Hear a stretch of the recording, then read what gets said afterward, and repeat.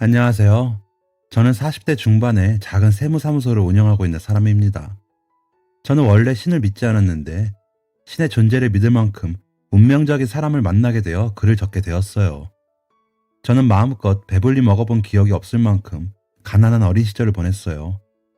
하지만 사랑에는 배고픈 적이 없을 만큼 부모님은 항상 저를 사랑으로 대해주셨습니다. 아무리 없이 살아도 바르게 사는 것이 가장 중요하다는 말씀을 늘 하시며 저를 정성으로 키워주셨기에 돈은 없어도 늘 행복했던 것 같아요. 저희 집은 신대방동에 작은 옥탑방이었는데 어렸을 때는 그곳이 좁은지 모르고 살다가 국민학교에 들어가서 친구들의 집을 가본 후에야 저희 집이 많이 가난하다는 것을 뼈저리게 알게 되었더랬죠. 그리고 늘 같은 옷을 입고 다니던 저에 비해서 친구들은 항상 새 옷이 생기더라고요. 그리고 신기한 학용품이나 멋진 브랜드 신발을 신고 오는 친구들을 보면 부럽기도 했지만 그렇다고 속상하진 않았어요. 부모님이 얼마나 힘들게 일을 하시는지 알았기 때문이었죠. 저희 어머님은 낮에는 식당 일을 잠깐 도와주시러 다니시고 저녁에는 저를 돌봐주시면서 집안일을 하셨습니다. 아버지는 근처 작은 물류회사를 다니셨어요. 나중에서야 알았지만 할아버지의 빚을 갚아야 해서 아버지의 월급은 대부분 빚을 갚는 데 쓰고 있었다고 해요. 할아버지가 돌아가시기 전에 노름에 빠지셔서 모든 재산을 탕진하고 그것도 모자라서 빚까지 있으셨다고 하더라고요. 그래서 아무리 두 분이 일을 하셔도 세 식구가 살아가기에는 생활비가 턱없이 부족했고 옥탑방을 벗어나기 위해서 저금까지 해야 했기 때문에 더욱 힘들었다고 하시더라고요. 하지만 두 분은 서로를 믿었고 제가 태어나게 되면서 저에게만큼은 빚을 물려주고 싶지 않아서 더욱더 이를 악물었다고 해요. 그렇게 서로 아껴가며 알뜰살뜰히 보내며 세월은 빠르게 지나갔어요. 제가 국민학교 6학년쯤 일이었어요. 저는 어렸을 때부터 수학을 좋아했는데요. 어떠한 문제에 명확한 해답이 있다는 자체가 흥미로워서 계속 집중하다 보니 뜻밖의 재능을 찾았던 것 같아요. 그리고 활동적이기보다는 가만히 앉아서 있는 걸 좋아하는 스타일이었거든요. 그래서 항상 반에서 1등을 놓치지 않았습니다. 그러다 학교에서 전국 수학 경시대회가 있으니 나가보는 게 어떻겠냐고 담임 선생님께서 권유를 하시더라고요. 이렇다 학원을 다니는 것도 아니고 오롯이 혼자 준비해야 했던 저는 담임 선생님의 도움으로 문제집을 얻어 정말 밤새 열심히 풀었어요. 종이가 닳고 닳는다는 게 이런 것인가를 깨달을 만큼 열심히 한 결과 금상은 아니지만 당당히 은상을 받게 되었습니다. 제 상장을 보고 기뻐하실 부모님의 얼굴을 생각하니 어린 마음에 너무 신이 나서 곧바로 집으로 달려갔어요. 어머님은 설거지를 하시다가 큰 소리에 놀라시고는 눈이 동그래져서 저를 쳐다보셨어요. 그리고 제가 쑥스러운 얼굴로 상장을 내보이자 누구보다 기뻐하시면서 꼭 안아주시더라고요.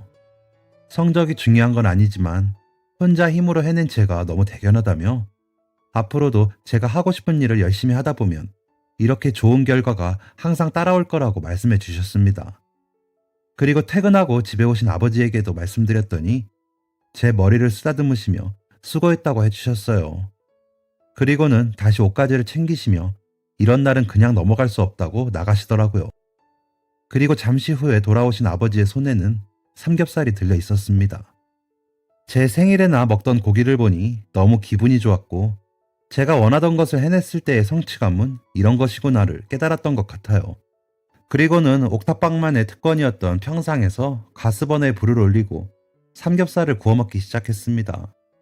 사실 지금은 삼겹살을 마음껏 먹을 수 있지만 그때는 아니었거든요. 그리고 지금은 아무리 맛있다는 유명한 집에서 배부르게 먹어도 귀하게 먹었던 그때의 맛이 느껴지진 않더군요. 그날도 마치 사람을 홀리는 것 같은 삼겹살의 냄새에 취해서 정신없이 저희는 식사를 하고 있었습니다. 오래간만에 가족 식사에 웃음이 끊기지 않았고 서로 그동안 바빠서 하지 못했던 이야기를 하고 있었어요. 바로 그때 옥탑방 계단 쪽에서 이상한 소리가 나서 보니 웬 남자가 흠칫 놀라며 뒤로 슬금슬금 걸어가다 냅다 도망을 가더라고요. 아버지는 바로 일어나셔서 불이 나게 뒤쫓기 시작했습니다. 도둑이야! 라는 외침과 함께요. 그렇게 1시간쯤 지났을 무렵 아버지는 중학생쯤 되어 보이는 형과 저랑 비슷해 보이는 여자아이와 함께 돌아왔어요.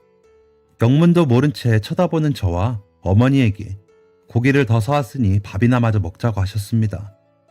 어머님도 더 이상 묻지 않으시고는 조용히 삼겹살을 굽기 시작하셨어요.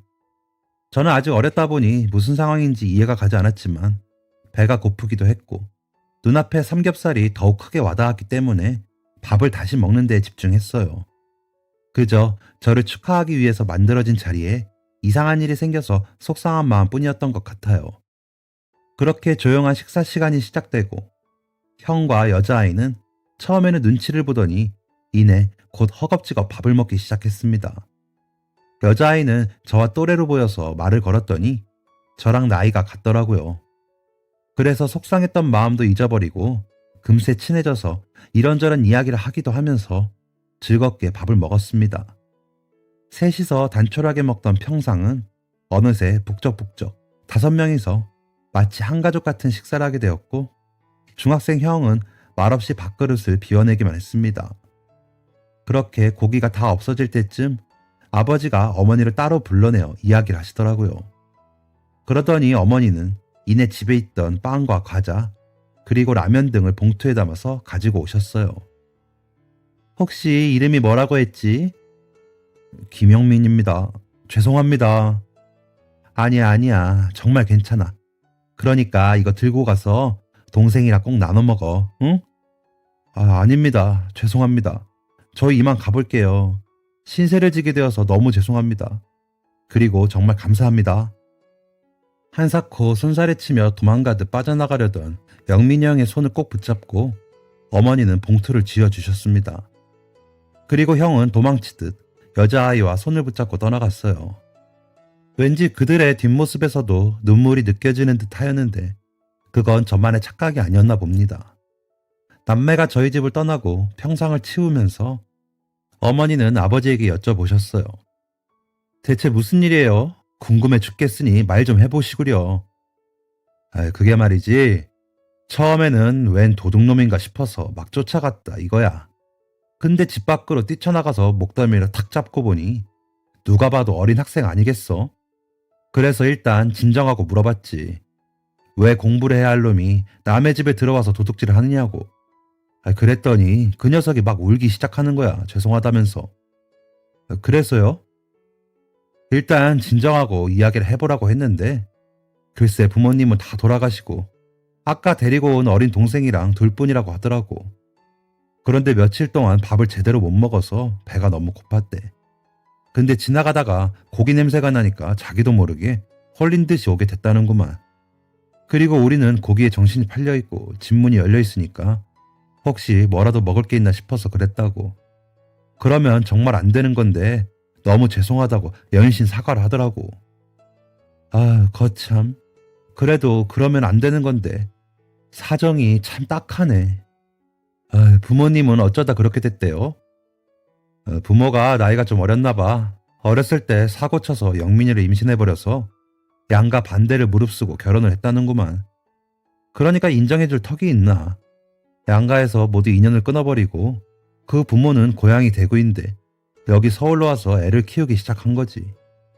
그런데 하늘도 참 무심하신 게 영민이네 부모님이 퇴근하고 돌아오시던 길에 교통사고를 당했대.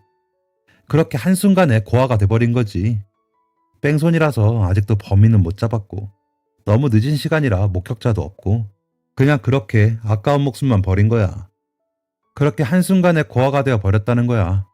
그 어린 것들이. 그게 벌써 몇 년 전이라고 하더군. 그리고 이미 양가랑은 인연 끊고 산 지 오래라서 도와주는 사람도 아무도 없고 연락이 닿지도 않고 그냥 영민이가 그 어린 동생 데리고 나와서 여기저기 다니면서 지금은 보육원에서 지낸다고 하더라고. 근데 왜 보육원에서 애들을 굶겨요? 거기 보육원에 지원이 마땅치 않나 봐. 그래서 안 그래도 밥이 양도 적게 나오는 데다가 원래 있던 애들은 자기 밥그릇이 더 뺏긴다고 생각해서 텃세가 심하다고 하더라고. 그래서 선생들이 안 볼 때 밥에 침을 뱉거나 엎어버리면서 괴롭히기 일쑤라더군. 그리고 계속해서 여동생도 마찬가지로 툭하면 놀리기 일쑤에 형들이 하도 못 살게 구니까 아예 식사 시간에 가고 싶지가 않아서 동생이랑 며칠간 물이랑 간식으로 나온 빵 쪼가리 몇 개 먹은 게 다라고 하더군. 오늘도 너무 괴롭힘이 심해서 동생이랑 도망쳐 나왔다가 이렇게 된 거지. 저런, 에휴, 아까 밥이라도 좀 더 먹여보낼 걸 그랬네요. 그러니까 세상이 참 야속하지. 근데 어른으로서 나쁜 짓은 안 되는 거라고 확실히 가르쳐주고 싶더라고. 누구도 가르쳐주지 않을 테니까. 앞으로도 계속해서 그 아이는 살아가야 할 텐데 나쁜 길로 빠지지 않도록 도와주고 싶었어. 그래서 불같이 화를 냈어. 다시는 이런 짓을 하면 안 된다고. 아무리 배가 고파도 남의 것을 탐해선 안 된다고. 그랬더니 죄송하다고 계속 고개도 못 든 채로 사과를 하더라고. 다음부터는 절대 그러지 않겠다고 하길래 남자는 자기 입으로 한 말은 지키는 사람이 되어야 한다고. 그래야 더 좋은 사람이 되어서 동생도 지킬 수 있지 않겠냐고 했지. 그랬더니 가만히 있던 녀석이 감사하다고 하면서 펑펑 우는 거야. 그 모습을 보니 짠하기도 하고 나도 항상 노름하는 아버지 때문에 고생도 많이 했고 배고픔을 아는 사람이잖아. 그래서 같이 울었어. 옛날 생각이 나서 울컥하더라고.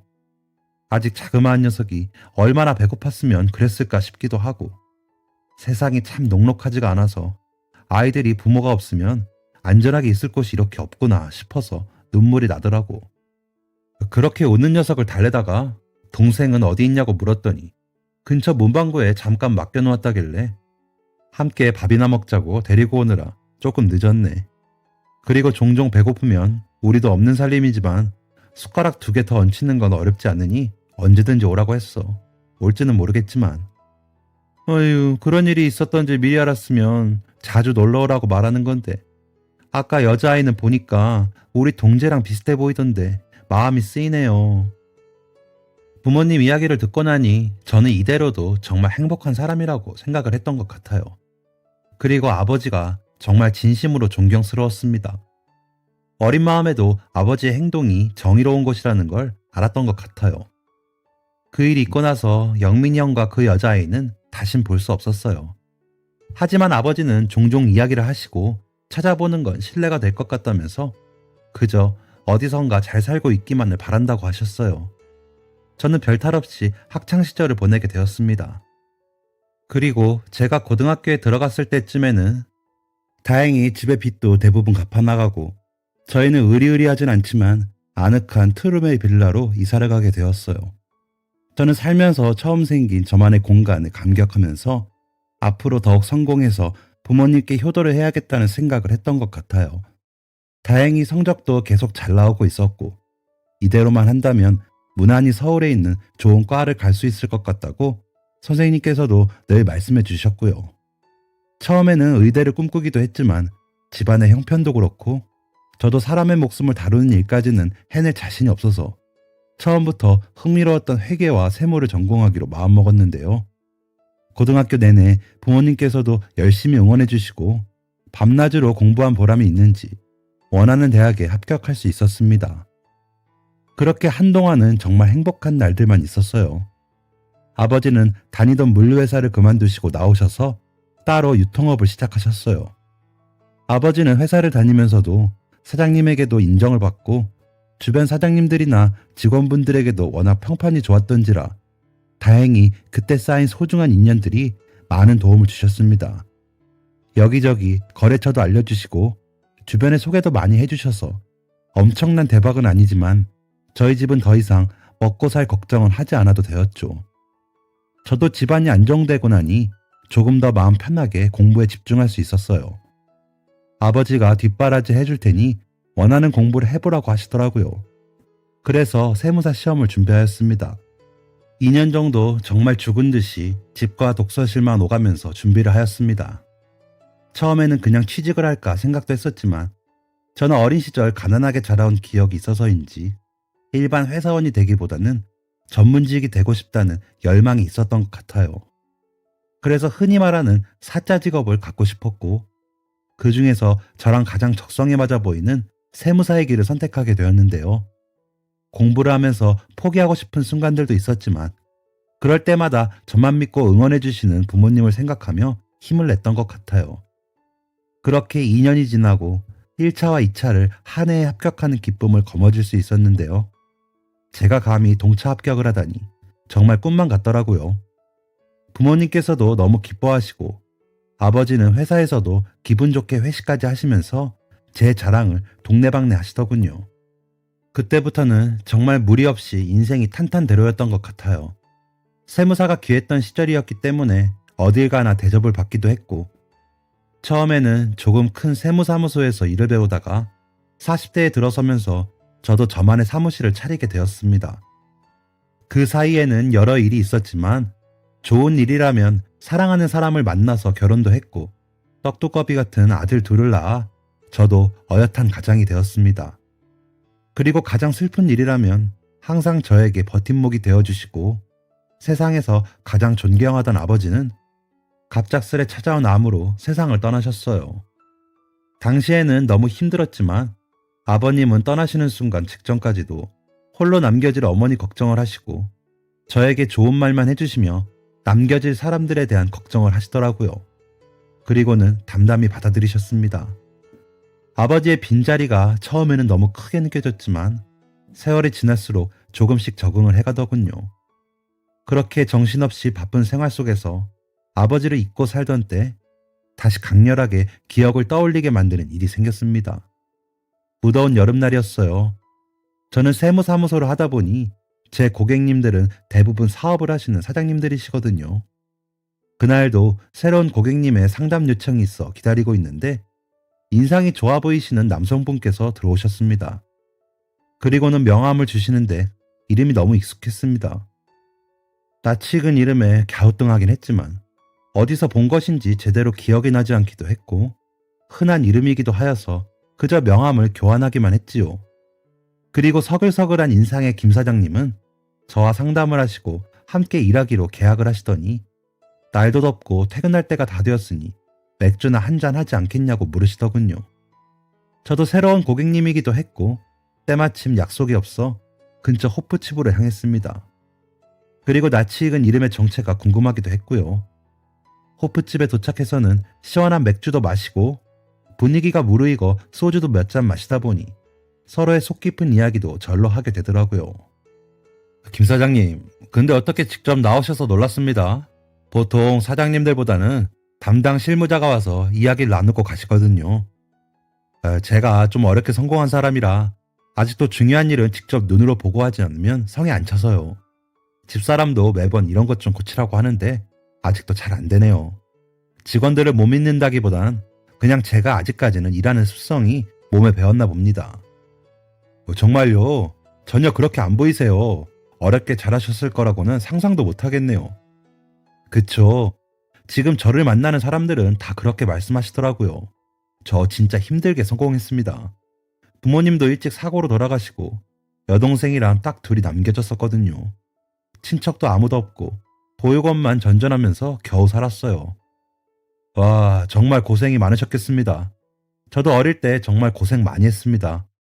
지금에야 번듯해 보이지만 옥탑방에 살면서 삼겹살 먹는 게 소원이었던 적도 있었거든요. 아유, 정말요. 참, 그래서 아직 세상이 살만한가 봅니다. 이렇게 열심히 살면 성공할 수 있다는 걸 우리가 보여준 거 아니겠어요? 삼겹살 이야기를 하셔서 말인데 제 인생을 바꿔주신 평생의 은인이 계시거든요. 자칫하면 양아치처럼 살 뻔한 저를 정신 차리게 만들어 주셨어요. 그래서 저는 주저앉고 싶어지고 나쁜 생각을 할 때마다 은인을 떠올리면서 열심히 살다 보니 여기까지 온 것 같습니다. 어떤 분이시길래 삼겹살 하니까 생각나는 분이신가 봐요? 네, 참 부끄러운 이야기입니다만 제가 보육원에서 지내던 시절에 괴롭힘을 당했어요. 거기 선생님들도 속속들이 관심을 가지는 편이 아니라 사각지대가 많았거든요. 돈이 풍족한 것도 아니니 밥도 부실하고 양도 적고 용돈도 거의 없는 편인데 새로운 저희가 반가울 리 없었겠지요. 저희가 들어오면서 자신들의 몫이 더 작아질 거라고 생각했는지 아니면 그곳에 있던 아이들도 마음에 상처가 많아 저희를 경계한 것인지 모르겠지만 저희만 보면 괴롭히더군요. 밥도 먹지 못하게 하려고 침을 뱉기 일쑤였고 더 어린 제 여동생은 아예 나오지 못하게 방에 가두기도 했고요. 안 보이는 곳에서 두드려 맞기도 하고 정말 지옥 같았어요. 그래서 며칠씩 밥을 못 먹는 것이 일상이 될 무렵 너무 지쳐서 여동생 손을 잡고 도망쳐 나왔죠. 막상 갈 곳도 없는데 오히려 바깥이 마음이 편하더라고요. 그렇게 정처 없이 동네를 떠돌아다니고 있는데 동생이 배가 고프다고 하더라고요. 그때 저한테 있었던 건 딱 300원이었어요. 그래서 고민하다가 슈퍼에 들어갔는데 작은 빵 하나가 그 정도 가격이더라고요. 그때 참 슬펐습니다. 동생에게 줄 수 있는 게 이런 빵 하나밖에 없는 제 자신 미우면서 부모님에 대한 원망도 들더군요. 그때 갑자기 해서는 안 되는 생각이 떠올랐어요. 슈퍼까지 오는 길에 보이던 건물 옥상에서 한 가족이 단란하게 식사를 하고 있지 않겠습니까? 삼겹살 냄새가 그렇게 좋을 수 없더이다. 그래서 동생한테 잠시 슈퍼에서 산 빵을 문방구 앞에서 먹고 있으라고 어디 가지 말고 여기 꼭 있으라고 말한 뒤 그 집을 찾아갔어요. 처음에는 단순히 호기심에, 아니 고기라도 한 점 먹고 싶어서, 잘 모르겠지만 살금살금 계단을 올라가니 행복해 보이는 가족이 고기를 먹고 있더라고요. 도둑질을 하러 올라간 건 아니었는데 막상 집 문이 열려 있는 걸 보니 마음이 동하더라고. 혹시 안에 음식이 있지 않을까 하는 생각에 몰래 그 집으로 들어갔어요. 근데 막상 들어가니까 아무것도 못 하겠더라고요.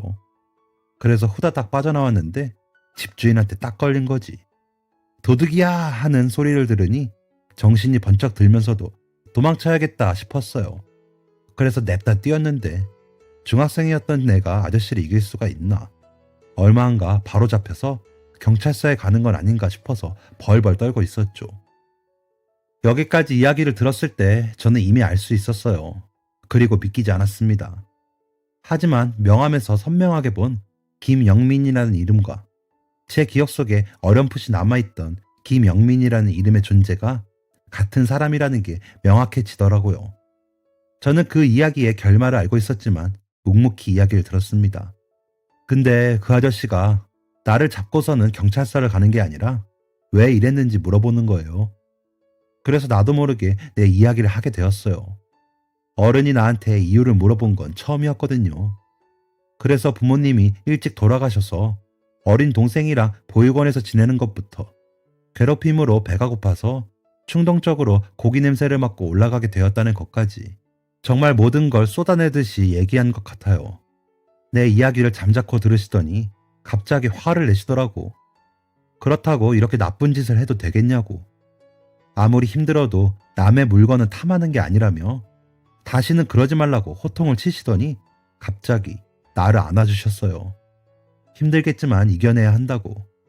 그리고 이겨내기 위해서는 배가 든든해야 한다면서 같이 밥을 먹자시더라고요. 그래서 문방구에 있는 여동생을 데리고 다시 그 집으로 들어가서 삼겹살을 먹었어요. 처음에는 너무 염치가 없어서 거기 앉아있는 자체가 부끄럽더이다. 근데 막상 배가 너무 고프니까 버티질 못하겠더라고. 그래서 아무 말 없이 정말 맛있게 먹었던 것 같아요. 지금도 내 인생에 가장 맛있는 삼겹살을 꼽으라면 그때가 아닌가 싶어요. 정말 좋은 분이셨네요. 그럼요. 그때 그분을 만나지 않았으면 저는 그저 그런 비행 청소년이 되지 않았을까 싶어요. 그렇게 밥을 먹고 나오는 길에 어머님이 이것저것 음식도 싸주시고 다음에도 오라고 하셨지만 갈 수가 없었어요. 부끄럽기도 하고 내가 민폐인 것 같아서. 그리고 무엇보다 제대로 살고 있는 모습을 보여드리고 싶었어요. 가끔 멀리서 그 집을 바라보고 오길 수차례만 했지요. 그분한테는 그저 지나가는 아이일 수도 있지만 저한테는 처음으로 진짜 인생의 조언을 해주신 분이었거든요. 부모님이 돌아가시고 나서 제가 만났던 어른들은 하나같이 저를 불쌍하게만 보거나 무시하거나였어요. 근데 그 아저씨는 처음으로 저에게 화를 내시고 위로를 해주신 분이라 꼭 그 말씀처럼 바르게 커서 내 동생도 책임지고 보란듯이 잘 사는 사람이 되어야겠다 싶었거든요. 그래서 정말 열심히 살았어요. 보육원에서도 괴롭힌다고 해서 주눅들지 않고 맞섰더니 점점 괴롭힘도 줄어가더라고요. 그리고 고등학생이 되자마자 아르바이트를 시작했어요. 공부는 해보니 나한테는 안 맞는 것 같고 당장 동생이랑 독립해서 살고 동생 뒷바라지를 하려면 돈이 필요하겠더라고요. 그리고 성인이 되면 보육원에서 나가야 하는데 동생을 두고 나갈 순 없기에 돈을 모으는 게 먼저라고 생각했죠. 그래서 누구보다 열심히 학교를 마치면 근처 식당에서 배달 일을 돕고 새벽에는 세차를 했어요. 그리고 졸업과 동시에 단칸방을 월세로 얻어서 동생과 독립했습니다. 좁아도 둘이서 살아갈 수 있다는 게 그때는 행복이더라고요. 하루 종일 죽어라 일하다 보니 조금씩 돈도 모이고 더 이상 배는 골지 않게 되었어요.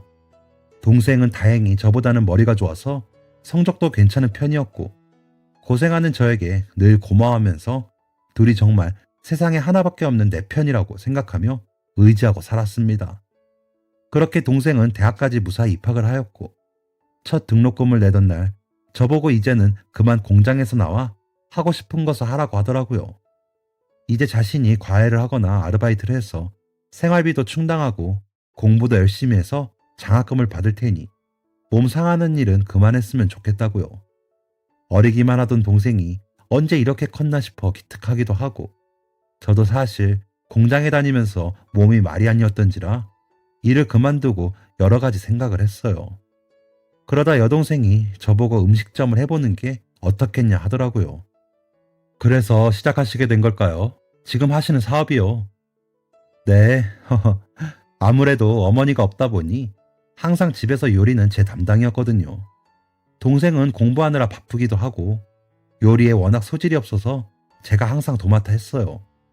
처음에는 식당을 할까 생각했는데 사실 그 정도로 요리를 잘하진 않거든요.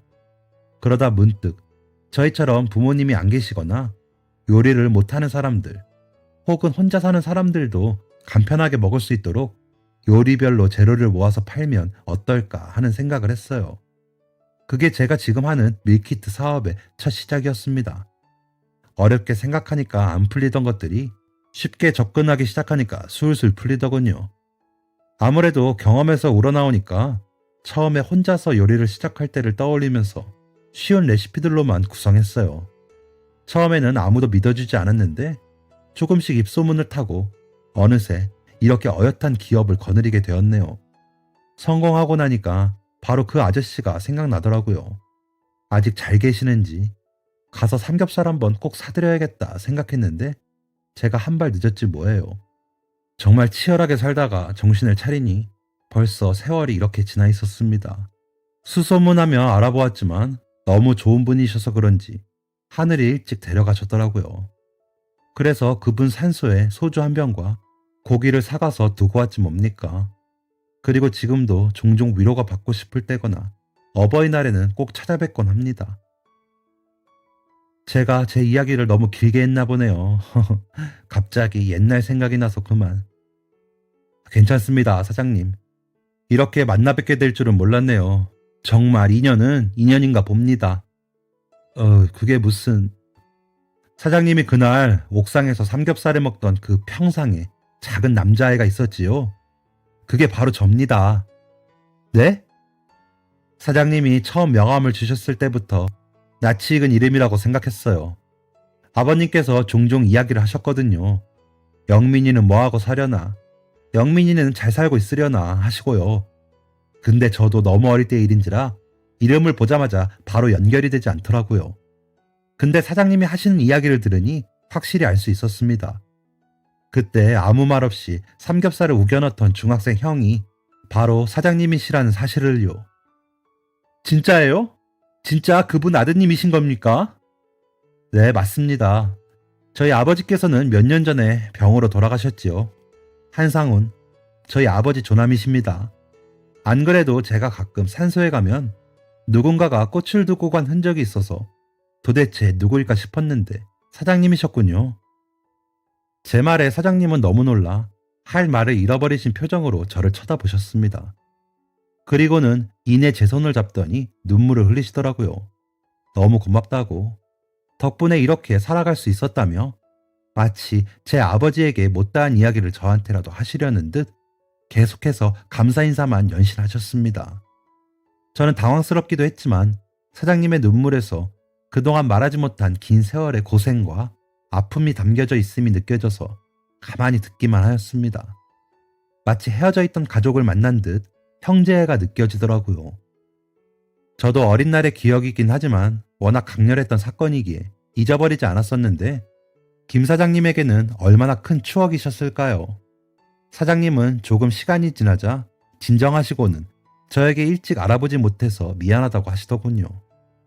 그리고 어머님은 잘 계신지 여쭤보시며 밤새 이야기를 나누었던 것 같습니다. 여동생분은 현재 학교 선생님을 하시면서 아이들을 가르친다고 하시더라고요. 그리고 두 분은 어렸을 때부터 힘들었던 과거를 잊지 않고 저희 아버님처럼 어려운 아이들에게 희망이 되기 위해서 작은 기부 단체도 운영한다고 하셨어요.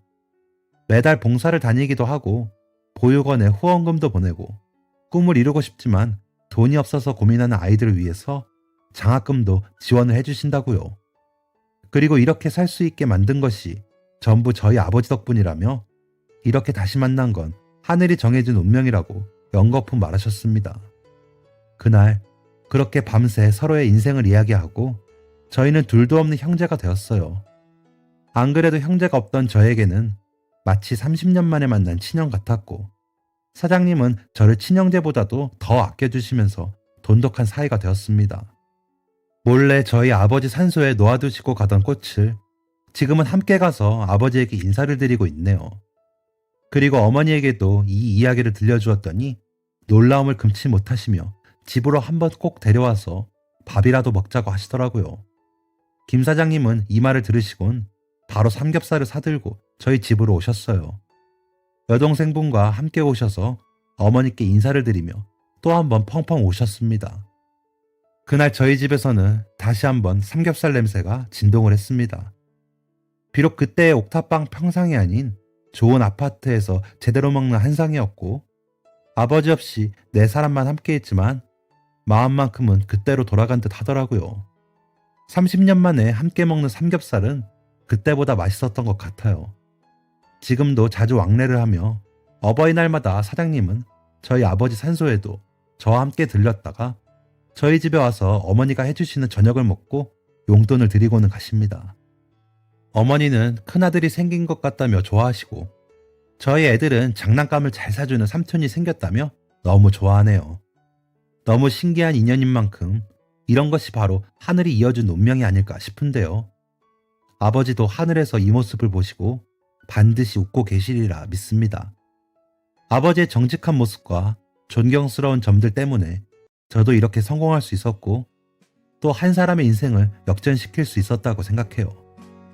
또 조금 있으면 아버지의 기일이 돌아오는데 그때에는 삼겹살이 아닌 소고기를 사들고 이제는 형님이라고 부르는 김 사장님과 함께 찾아뵈어야겠습니다.